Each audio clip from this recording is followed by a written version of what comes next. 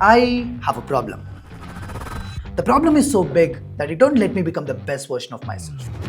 I want to be a topper, but I don't feel like studying. I want to have like a great physique, but I don't feel like going to the gym. I want to be confident and speak on that stage, but I don't feel like getting out of my comfort zone. I also have a lot of work to do now, but I just don't feel like doing anything right now. And I think if I don't solve this problem right now, everyone around me would grow up to be better than me.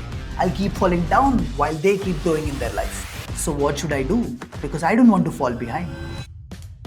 So yes, if you're someone like me who usually tends to procrastinate a lot, here's a very simple rule to kill most of your procrastination problems.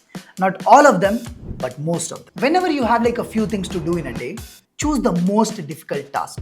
The task that you're most likely to procrastinate on. Because if you want to be the most important person in the room, you have to be solving the most important problems that you have. Just kidding. But let's say you're most likely to procrastinate on solving physics questions if you're preparing for JEE, or learning a new skill if you're in college. So start with that first. Because the reason that you procrastinate is because you have this huge resistance while starting something new.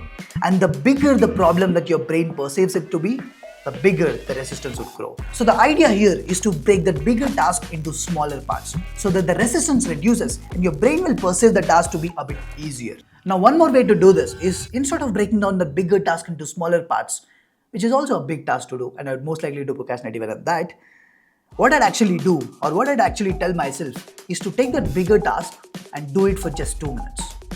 That's it.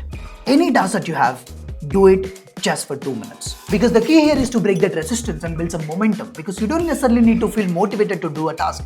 Most of the times, you do something and then it motivates you to do it more and more and more. Basically, action leads to motivation. So now instead of worrying about, oh, I have like a lot of work to do, I have to go to the gym, I have to study so much, and then ending up in procrastination, what I'd actually tell myself is, I just have to study for 2 minutes. I just have to go to the gym for 2 minutes. I just have to finish my work, or at least start and do it for just 2 minutes. That's it. So now this feels a bit easier to do. So I'd most likely start the work, build some momentum, and actually continue doing it for a long amount of time so that I can actually finish the work. Got it? So that's all for this video. Now let me know if you're already using this method, or if you're not using this, how are you planning to use this in the comments below.